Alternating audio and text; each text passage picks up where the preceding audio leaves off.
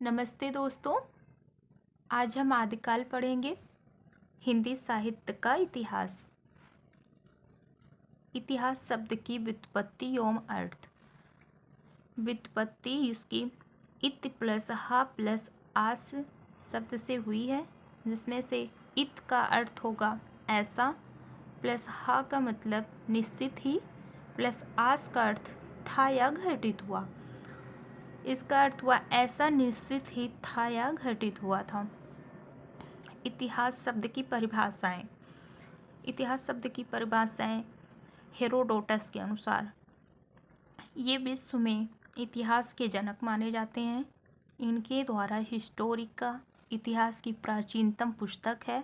इन्होंने इतिहास की परिभाषा देते हुए कहा है कि सत्य घटनाओं का क्रमबद्ध अध्ययन इतिहास है। और कर्नल जेम्स टाड इनके अनुसार अतीत की घटनाओं का वर्तमान के संदर्भ में अवलोकन ही इतिहास है। महर्षि वेदव्यास के अनुसार महर्षि वेदव्यास ने कहा कि धर्मार्थ काम मोक्षेषु उपदेश समन्वितम पूर्ववृत्तम सत्याख्यानम इतिहास समुच्यते। चार्ल्स डार्विन के अनुसार इन्होंने इतिहास की परिभाषा विकासवाद दृष्टिकोण से दी है। सृष्टि का बाह्य विकास उसके आंतरिक विकास का परिणाम है। किसी कार्य के पीछे कुछ निश्चित कारण होते हैं। इसी कारण कार्य श्रृंखला को खोजते हुए आंतरिक विकास प्रक्रिया को समझना इतिहास है।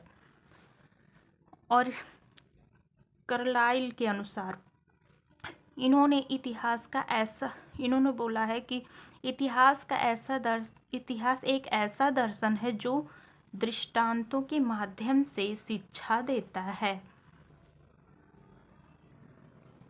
डॉक्टर नगेंद्र के अनुसार बदलती हुई अभिरुचियों का इतिहास साहित्य इतिहास है, जिनका सीधा संबंध आर्थिक क्रियाओं से है।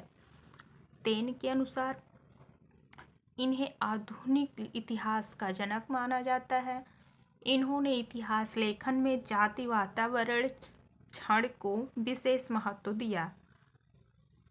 किसी जाति विशेष की वातावरण विशेष से प्रभावित क्षण विशेष में निर्मित प्रवृत्तियों एवं घटनाओं का विशेषण इतिहास है। विधेयवादी पद्धति के जनक माने जाते हैं। तेन विधेयवादी पद्धति के जनक माने जाते हैं। आचार्य रामचंद्र शुक्ल के अनुसार प्रत्येक युग का इतिहास वहाँ की जनता की चित्तवृत्तियों का संचित प्रतिबिंब है। ये चित्तवृत्तियाँ प्रत्येक युग में बदलती रहती हैं। बदलती हुई चित्तवृत्तियों के साथ साहित्य परंपरा का सामंजस्य दिखाना ही इतिहास है। जो मोस्ट इम्पॉर्टेंट है इनका, आचार्य हजारी प्रसाद द्विवेदी के अनुसार मानवीय प्रवृत्तियों की खोज इतिहास है। डॉक्टर बच्चन के अनुसार अतीत की घटनाओं के कारण एवं वर्तमान में उनकी उपयोगिता का मूल्यांकन इतिहास है तथा साहित्यिक दृष्टि से इनका विश्लेषण साहित्य इतिहास है। आगे हम देखते हैं इतिहास लेखन की पद्धतियाँ। इतिहास लेखन की पद्धतियाँ अनेक हैं, जिसमें से वर्णानुक्रम पद्धति, कालानुक्रम पद्धति, वैज्ञानिक पद्धति, विधेयवादी पद्धति। वर्णानुक्रम पद्धति, इसमें गारसा दत्तासी एवं शिव सिंह सेंगर आते हैं। कालानुक्रम पद्धति में ग्रियर्सन एवं मिश्र बंधु आते हैं।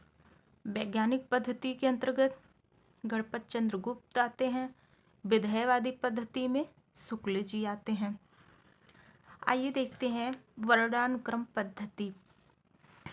वर्णानुक्रम पद्धति, इसमें वर्णमाला के वर्णों के अनुक्रम से रचनाकारों का परिचय देना वर्णानुक्रम पद्धति है। यह पद्धति शब्दकोश की तरह होती है। यह सबसे प्राचीन पद्धति है तथा अमनोवैज्ञानिक पद्धति है। गार्सा द तासी ने अपने इतिहास ग्रंथ इस्तवार द लिटरेचर एंदुई हिंदुस्तानी में तथा शिव सिंह सेंगर ने शिव सिंह सरोज में इसी पद्धति का प्रयोग किया। आइए देखते हैं कालानुक्रम पद्धति।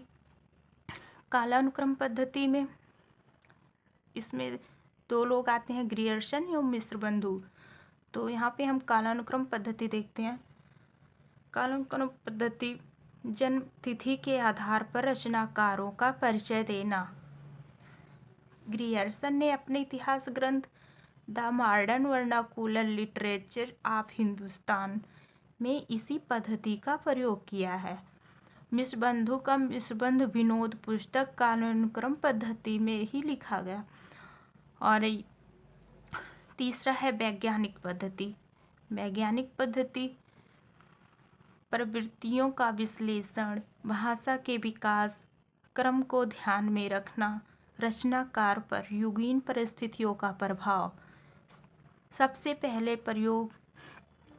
पहले वैज्ञानिक पद्धति का प्रयोग डॉक्टर गणपत चंद्र गुप्त ने हिंदी साहित्य का वैज्ञानिक इतिहास में किया।